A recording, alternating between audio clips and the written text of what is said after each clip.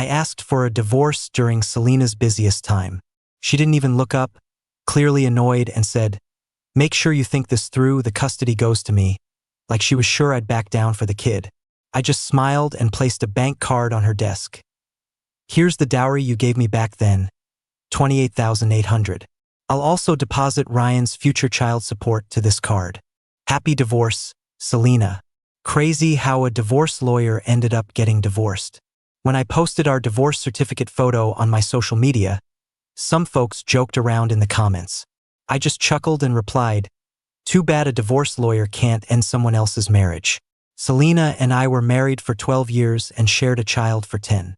It's surprising it came to this. The reason? Quite ironic. She was handling her first love's divorce case and it dragged on for 3 years with no result. Selena seemed to think the situation was super complicated and fragile. Like her first love was on the edge of a cliff and needed extreme caution. To me, the guy just wasn't willing to let go. He was greedy, after more from his abusive marriage, and loved playing the victim. His online presence kept him in the limelight as a minor celebrity. In those 3 years, he picked up a bunch of gigs on magazines, TV shows, and countless interviews. I also shared our divorce certificate on a barely 2-digit follower account of mine, joking, "See, getting divorced isn't hard. Just leave with nothing." That pissed off his sympathetic fans, who flooded my account with hate comments. Suddenly, my follower count was shooting up, albeit with haters. I didn't really care. In fact, I was curious to see if Selena would choose him over Ryan when those online trolls messed things up for our kid. Selena called soon after. I expected her to lash out and demand I delete the post, but she didn't. She sounded tired. "Thomas," she said, "you know I always finish what I start. Since I took Frank's case, I have to see it through." "Then what?" I asked calmly.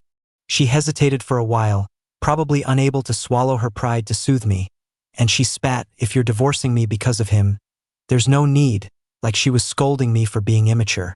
My heart's in the left chest, and I replied, "Selena, honestly, is your commitment due to professional ethics? Or is it just personal?" Without skipping a beat, she said, "I'm a lawyer." I scoffed, "Selena, over these 3 years you promised Ryan 7 times to take him to the park or museum, but always got called away by a single phone call. And I had to cover for you, telling him you're a hero standing up against wrong in marriages, helping many find new beginnings. Then one time, Ryan saw you on TV walking out of court with a handsome guy surrounded by reporters. You were by his side, angry yet protective. Remember his face? How about how I had to explain that to him later?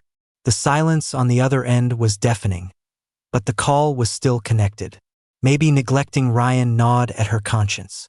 I didn't mind rubbing salt in the wound, so I dove right back in. "Selena, ever wonder why clingy Ryan suddenly became independent and withdrawn? Why he stopped asking you to join him, to teach him, to sweetly call you mom? Now you two are more like strangers sharing a space, with a mere nod during rare encounters." For 3 years, I endured Selena's coldness, Ryan's emotions, and Frank's deliberate pettiness toward me. I'd had enough. Closing my eyes, I whispered sarcastically, "You've already become an annoying wife. With custody, don't become a disgusting mother." Selena and I agreed that every Friday night, I'd pick Ryan up from school and he'd stay with me until after dinner Saturday. But the first Saturday collided with a big red carpet event for a luxury perfume brand overseas.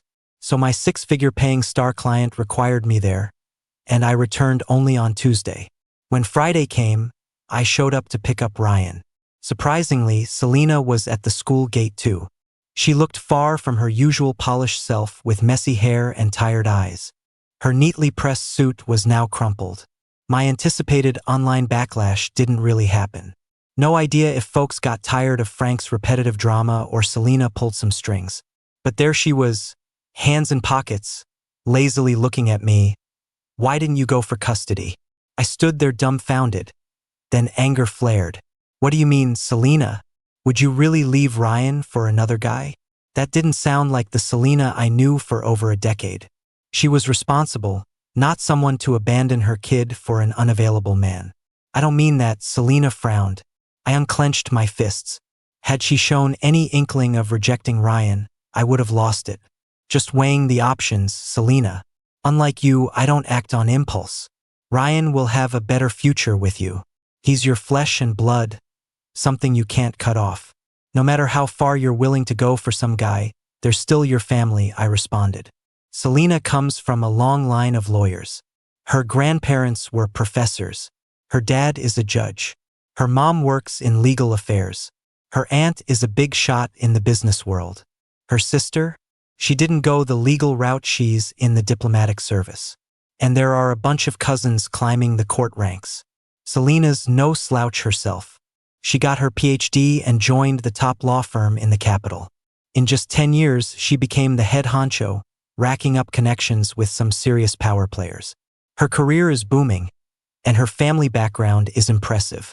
As a top makeup artist, I'm doing well, making good money. But compared to her family's pedigree, my parents are just high school teachers. No contest. Take Ryan's school, for example. He's at the best private school in P-City. Tuition is $300K a year. I could easily afford it now, but getting him in was the tough part. These schools have strict admission standards, reflecting in every aspect. I'd never even considered that schools would interview the parents unless Ryan went to this kind of private school. Climbing the social ladder is hard. Selena paused, her clear eyes clouding over, maybe surprised at how real my reasons were. I gave her a sarcastic smile. I've told you over and over to stay away from Frank, and we just end up fighting. Do you think I'm stuck because of our kid and don't have to worry about the house falling apart, so you give all your time and energy to another guy? That's a pretty low thought. She frowned, too well-mannered to stoop to crude words. Do you have to talk like that? What else? I shot back, raising an eyebrow. Should I wish you and your first love happiness together? Her energy seemed to drain away, her posture slackening, exhaustion spreading. We don't have to do this, she said. I've arranged for another lawyer to take on Frank's case. The handover should be done in the next few days. I looked at her without emotion. If she had acted like this the first time I brought up Frank, I'd have been thrilled if she'd done this before we got divorced. Even without joy, I'd have reconsidered divorce for Ryan's sake. But sadly, we're already divorced. I'm not impulsive. Once I decide on something, it's well thought out. Even if there's a cliff ahead, I won't turn back.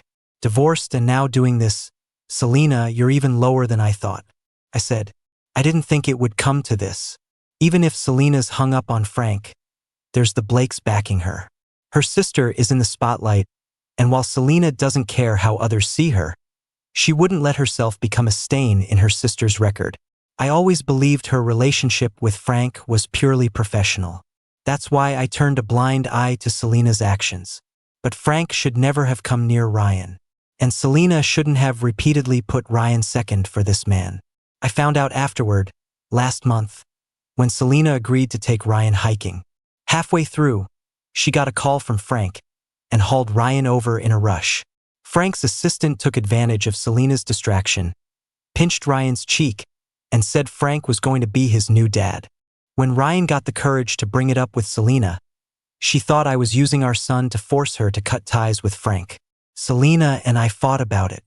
It wasn't until Ryan tearfully explained everything that Selena felt remorse, but she didn't apologize. She left for 2 days before coming back with an expensive watch for me and toys for Ryan, expressing her apologies sincerely. I thought it was laughable. That's when I wanted to be rid of her. She disgusted me, but her family connections are good for Ryan. I had to keep him here, and I couldn't let Frank bully Ryan in the future. So, I aimed to destroy Frank's reputation, cutting off the problem. I paid to boost the story on social media. When things reached a boiling point, all Frank's trashy deeds would come out, and he'd be labeled a homewrecker. But it didn't blow up as expected. Selena doesn't have clout in the entertainment industry, and Frank's little operations didn't concern me. I tried to figure out who's helping Frank, then realized it might be Selena's aunt, a ruthless businesswoman I really admired.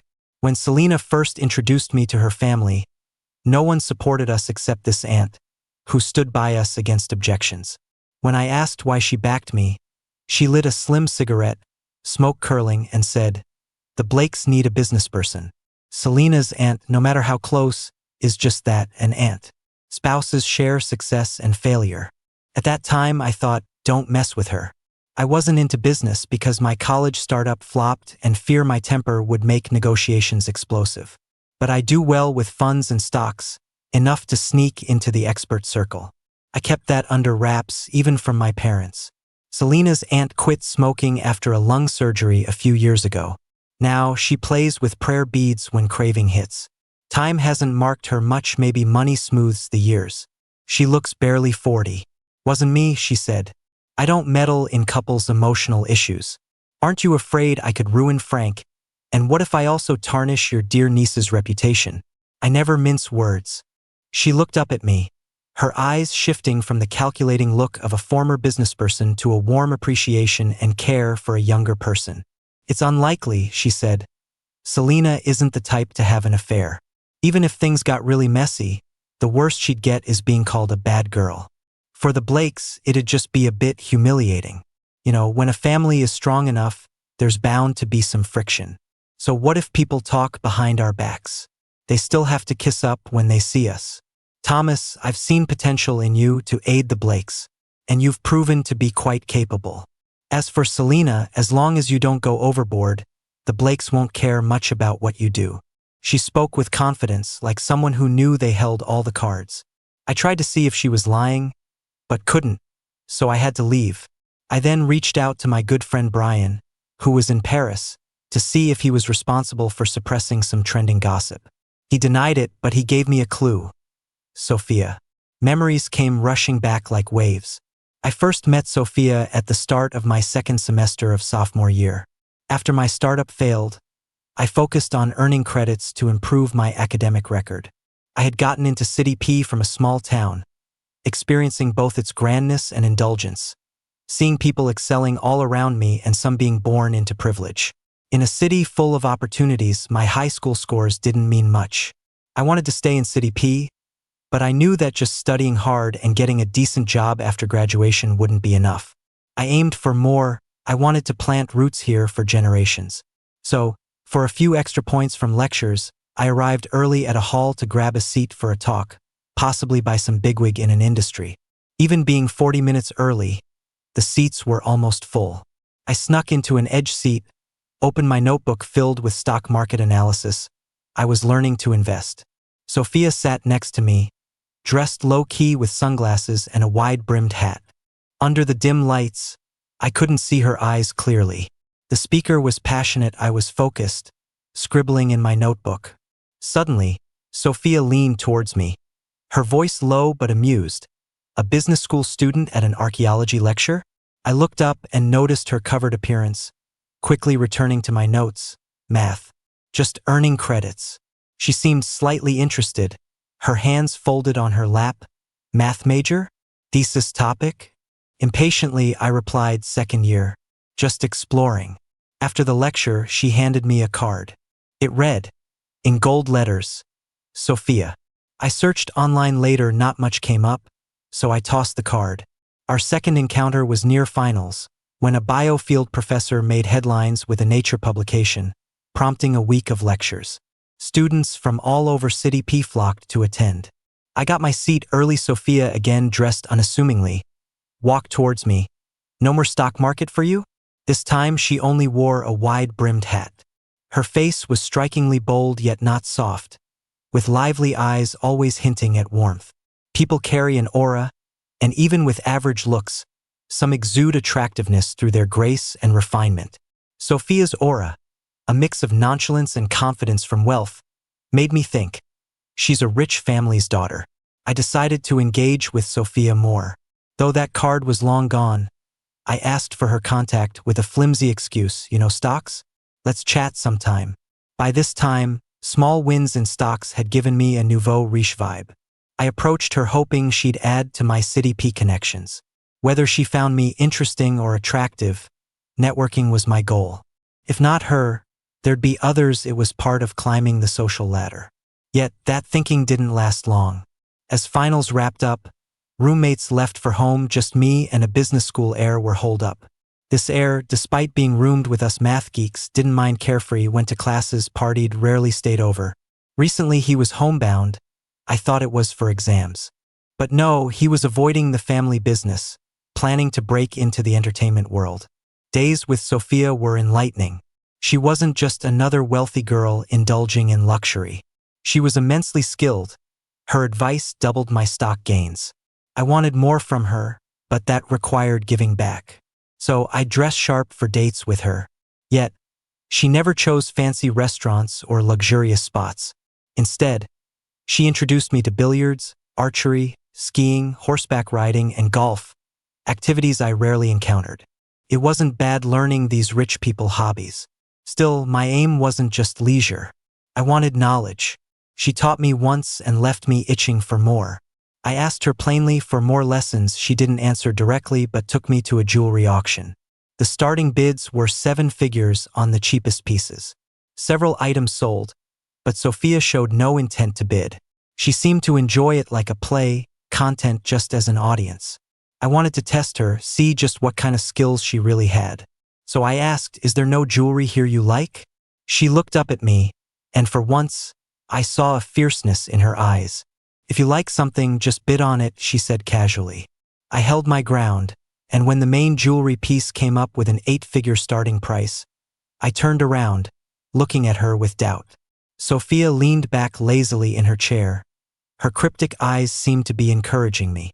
At nearly 3 times the price, I secured the piece. When it was over, I was trembling all over.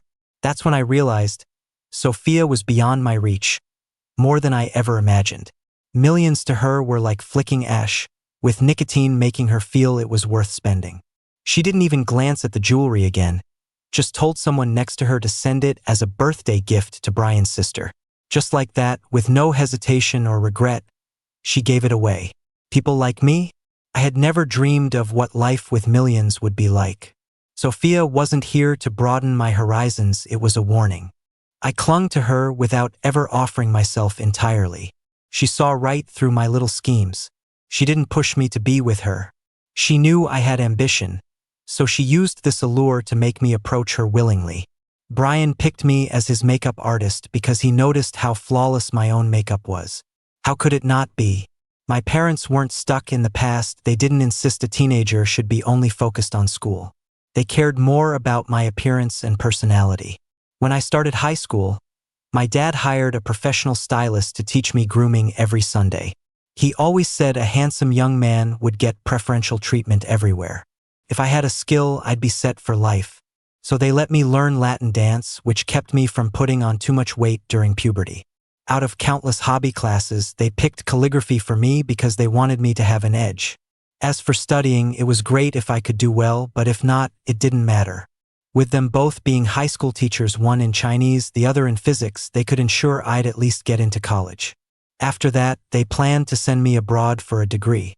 By then, my life story would surpass 90% of my peers.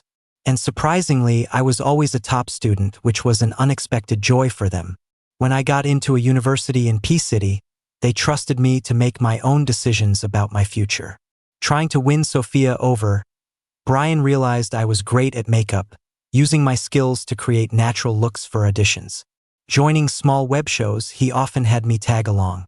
After that jewelry auction, I figured Brian, a rich kid himself, might know Sophia. So I asked. It was rare to see him put his phone down as he seriously said, "The girl you're seeing, her name's Sophia?" I nodded. He gave me a weird look and said in a vague tone, "Don't get too attached." I could sense that Brian was a bit scared of Sophia. This guy, who usually feared nothing, had found someone he didn't dare mess with. Perhaps because of the connection with Sophia, he helped me open my studio and pushed my makeup skills in the industry. By the time I graduated, I was a bit known in the entertainment world. That same year, I chose to break up with Sophia. Not for any other reason. I'd learned plenty from her. I couldn't stay by her side forever. She was bound to marry someday. Whoever gets to be Sophia's husband, I wouldn't dare mess with him. So I was the one who initiated the breakup at our regular pool club. Sophia loved pool. Most of the times we met up was there. After I said we should break up, Sophia showed no emotion, her distinct hands wiping chalk on her favorite cue. "Why?"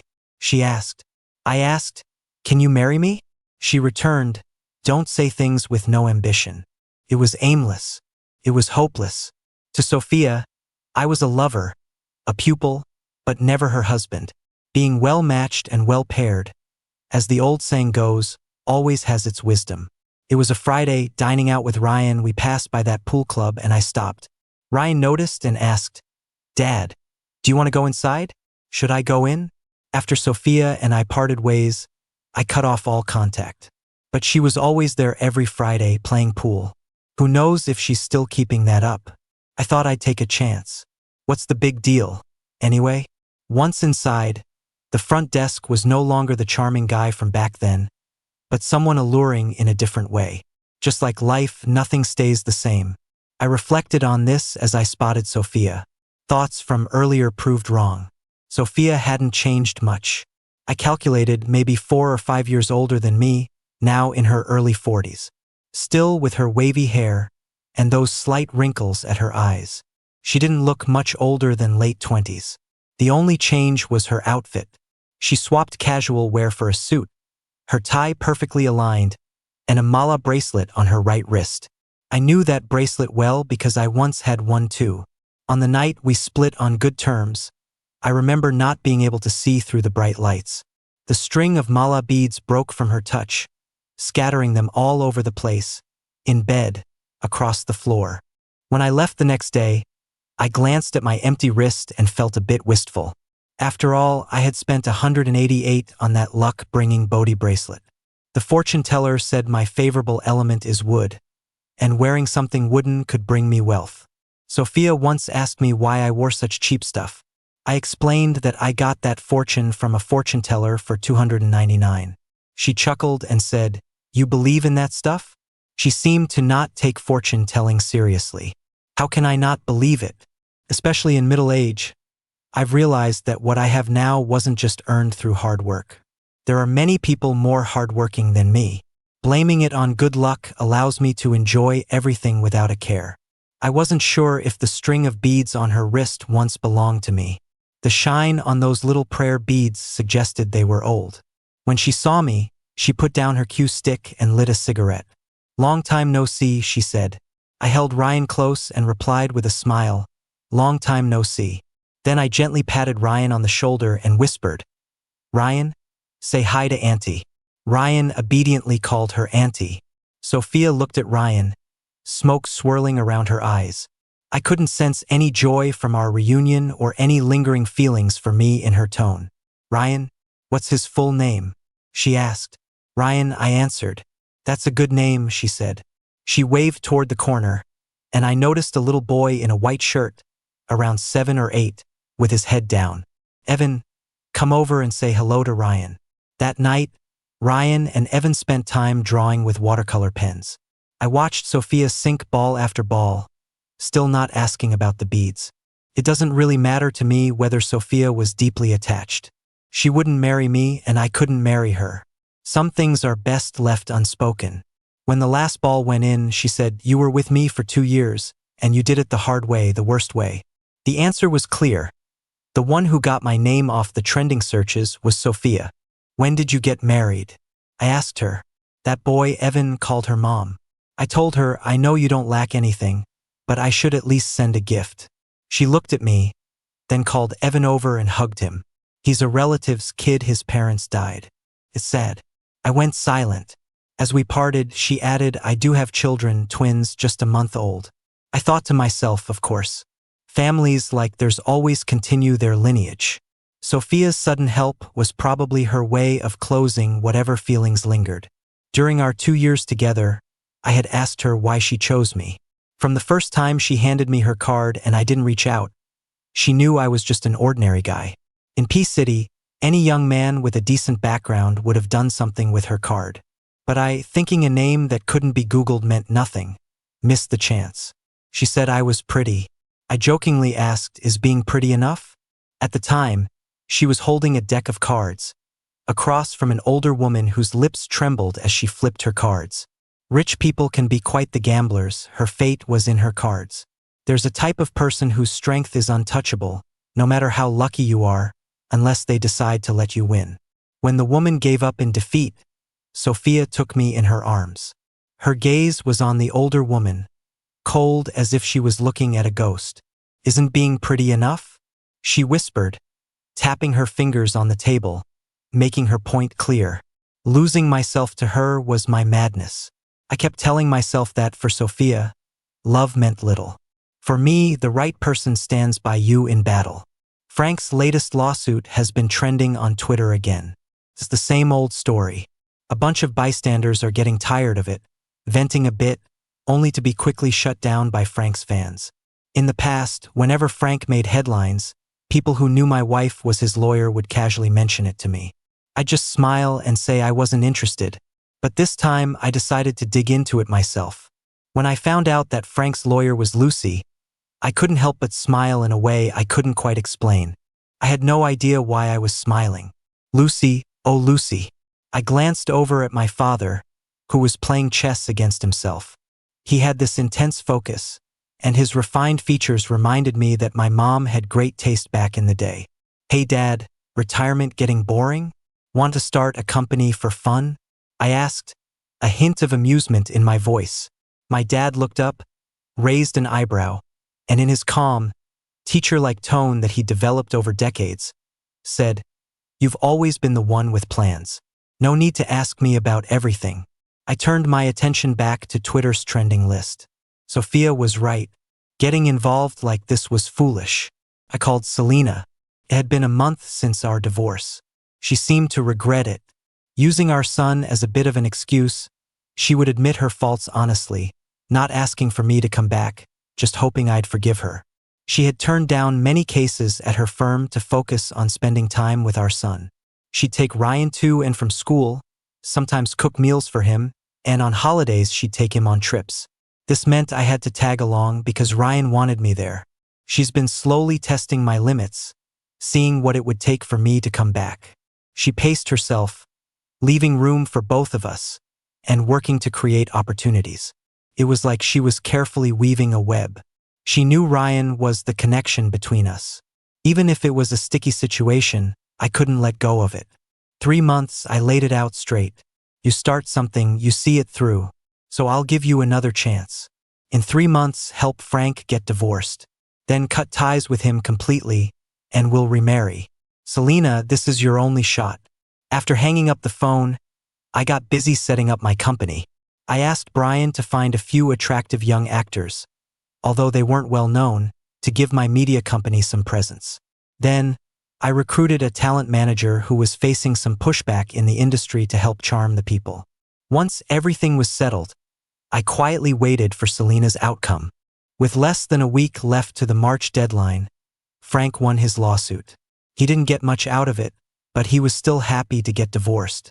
Selena might think she was to thank for this, but she wasn't. When the news broke, I stretched lazily and called Brian. BW did me a favor. How about making an appearance when you have time, Brian? BW, short for Beautiful Women, is a magazine that's globally aimed at women, though they occasionally publish a men's special edition. Domestically, those who've been featured in BW include world champions, movie stars, Forbes tycoons, and scientist entrepreneurs, each of them well-known figures. Nowadays, Brian is internationally renowned as Asia's ambassador. BW once wanted to interview him, but he turned them down. The reason was pretty cliché: a short-lived marriage between the current BW art director and Brian's brother, which ended badly. Being the closest to the grapevine, I knew all about it. Brian's brother was deeply immersed in family business and thought women should just focus on looking pretty at home, while his wife wanted to prove she could make her own impact. Quite the drama. He seemed to be enjoying a massage, sounding gleeful. "All right," I chuckled, "you're not even hesitating? They threw a big party asking you before, and you declined without a second thought." Not wanting to trick him when he wasn't fully alert, I added, "Your ex-sister-in-law is still there, you know. Doing a BW interview means you'll have to interact with her." There was a thud on his end, like something fell off the bed. Brian's voice returned to its usual laid-back tone. "And if I don't agree, how do you repay your favor to BW?" I had already figured it out.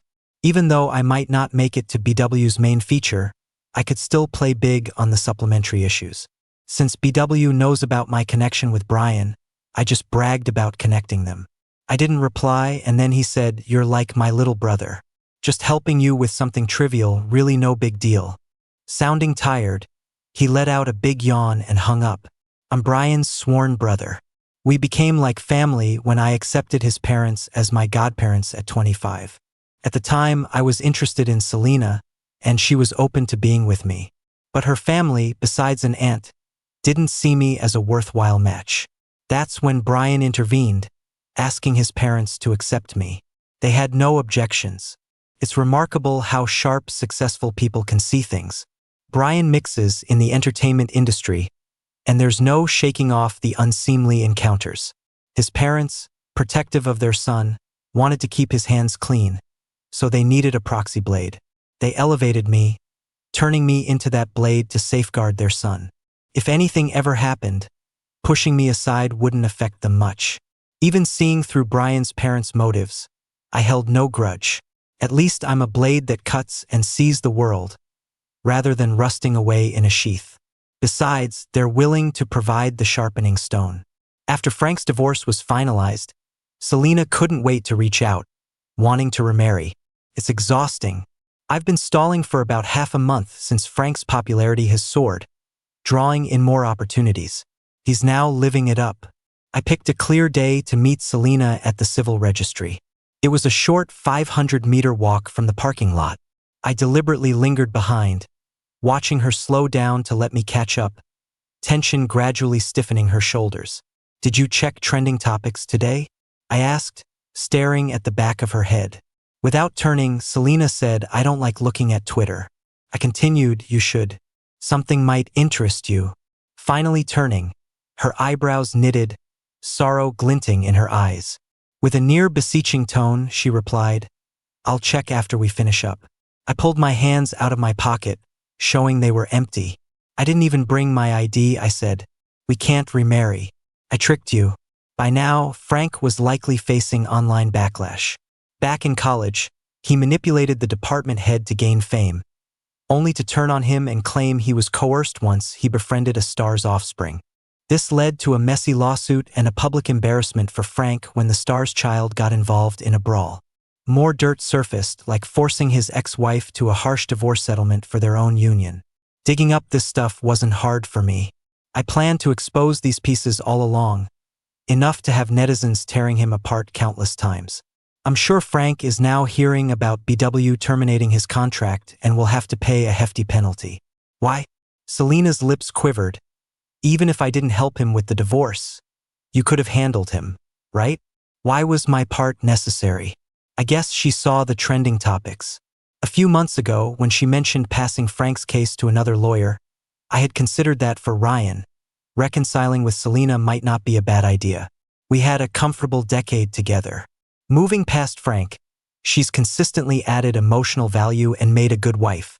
But not when she handed Frank's case to Lucy. Lucy, her apprentice, had barely been with the firm a year. Relying on her was pointless. Ultimately, Frank's case was bound to land back in Selena's hands. Repulsive. Truly repulsive. I shrugged at Selena, smiling broadly. You see your commitments through. I'm just helping you out.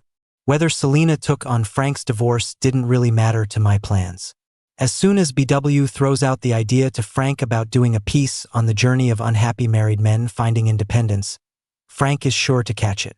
First, BW is international, which might boost his fame. Plus, being invited by such a positive magazine could help regain some of his lost reputation. The condition is Frank has to divorce so he can establish a new image. Fame and reputation are the foundation for any star, and with these two, building a great career is just a matter of time. It's a better deal than the money he couldn't scrape together from the domestic violence scandal. So he's definitely going to get that divorce. If Selena doesn't help him, he'll find someone else. But me, I always pay back my grudges. If Selena disgusts me, I'll do the same to her. I met Selena when I was 25. At that time, Brian, already a rising star, was a supporting guest on a workplace reality show called Offer Letter. I was his go-to makeup artist. The interns for the first season were law students, and Selena was among them. After the first episode wrapped up, the team arranged a meeting with the supporting guests and interns. In the middle of shooting some behind-the-scenes footage, Selena's aunt rushed over. Without caring about embarrassing a young girl in public, she slapped her. Then she smoothed it over by throwing around some cash. At that time, another supporting guest, Frank, canceled his participation in all the following episodes. No one knew why, and this mystery left a bad taste in my mouth. I was too naive back then to think a celebrity could get involved with an ordinary person. Selena's swollen face affected the rest of the shoot. When Brian heard me complimenting Selena's looks, he pushed me to be her makeup artist, using my magical skills to present the audience with an unblemished beauty. It was impossible to cover it completely. I did my best to make the left side of her face look less swollen, hiding those 5-finger marks. The crew eventually used a wisdom tooth infection excuse for the audience. As Selena and I got closer, I felt her good upbringing, her affluent background, and her strong abilities. We could talk non-stop even though I was a math major and she was into law. Slowly, feelings crept in. Selena was the first to confess her feelings to me. After meeting her parents, I clearly felt they weren't too keen on me, but Selena's determination was touching. Brian always said Selena was my second choice, but that's not true. I admired her determination, her decisiveness, her attention to detail in our relationship, and the emotional value she brought me. When I came clean about a past close relationship, she said, "It's normal, we're adults." I had one too. Emotionally, we were equals, and materially, I could match her. I believed I could bridge the gap in family background through my abilities.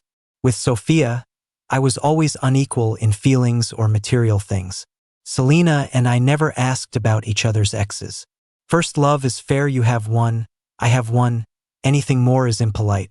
3 years ago, Selena took Frank's divorce case. Maybe because she felt that what she couldn't fight back against back then, she now had the power to control. Selena has a rebellious streak. For instance, her family pushed her to study finance in college, which she disliked, leading to many arguments, before settling for her second least favorite, law. Later, her family advised her to be a lawyer in securities and cross-border investment, but she chose to become a divorce lawyer. She might have been drawn to Frank because of something she longed for, freedom, pursuing what you want by any means necessary. All right, that's enough, Selena. I stopped short, about 100 meters from the Civil Affairs Bureau. Just like back in the day with Sophia, we parted ways nicely, without looking back, without holding on. I once had my fortune told. They said I lacked a wife star. For men, it means a wife. Everyone likes to hear what they want to. The fortune teller said I'd get rich, and I believed. The same fortune teller said I'd struggle to find love, which I ignored. How could an outstanding person like me not find a wife? Looking back now, it seems the fortune teller wasn't wrong. Selena seemed unwilling to give up. I saw the confusion and sadness in her eyes, feeling nothing. She wanted to remarry, not out of much love, but because, after a long time, she realized I was suitable as a husband, and her son needed a father. Don't put on such a pitiful face, Selena. You know I never look back. You won't be an exception. I spoke coldly. You should be grateful we have a child. I've made more money in this lifetime than Ryan could ever spend, but now I can only earn. If Ryan needs a path that requires you to pave the way, maybe you should think about how to connect all the roads in this city so no matter which path Ryan takes, it leads to success. Her eyelids twitched as I watched the hope in her eyes fade away. So, you won't take revenge on me because I'm useful for Ryan. I raised my eyes, looking at her with indifferent coldness. What else? Anyone who makes me unhappy is unforgivable to me. When Brian learned about the existence of a Bodhi bracelet, he commented, "Sophia's pretty devoted." There's no devotion, it's my capability. There are plenty of handsome guys out there. Why does she only remember me? Because I'm smart, eager to learn, and understanding. I was always scheming, clearly aware as I fell in. Then, I gracefully withdrew when she was most infatuated. I gave her the pleasure of romance and the pride of a mentor-student relationship. It almost seemed like she was chiding me for being immature. I would be the one she'd never forget. My dad's company is in the best part of City P. From the chairman's office on the 19th floor, the cars on the street below looked tiny, like ants. I took the contract for Frank from my agent, who I went out of my way to recruit. Just like you said, it's a 10-year contract with clauses, he mentioned. Why I chose Leo? Maybe it's because I met him once by chance, and he reminded me of my younger self. Ambitious and determined to stay in the glitzy city P, even if it meant becoming shrewd and ruthless. But unlike me, he wasn't as lucky. After a few years of struggles at work, he kept hitting dead ends. Now, I've become like Sophia, enjoying the experience of mentoring someone. He's smart. I just need to hint at something, and he immediately gets what I want to do. Frank's little shop can't afford BW's breach of contract fees, so he needs someone to back him up. But with his bad reputation, who would dare to associate with him? That's when I got him to sign with my budding company. Even negative publicity is still publicity. As long as there's buzz, making money isn't an issue. He couldn't believe his luck could be that bleak and ended up trapped in my snare, dreaming of a future comeback. Sophia taught me that if you want to really ruin someone, make sure they have no escape. By signing Frank, I don't give him opportunities or promote him. The debt he owes me will keep growing. 10 years from now, he'll be old, out of charm, unable to pay me back, and become a complete deadbeat. His last days will be in poverty, without dignity. Should we go see him? Let him know you're the chairman's son. Leo asked. He sure knows how to twist the knife, which is why I picked him. I looked out the window again. It was a clear, cloudless day. At 37, after 19 years in City P, I had reached heights I never dreamed of. It's enough. Some fates are just meant to be accepted. Let's wait, I heard myself say. Wait until next year when I officially become the executive director and give him a surprise.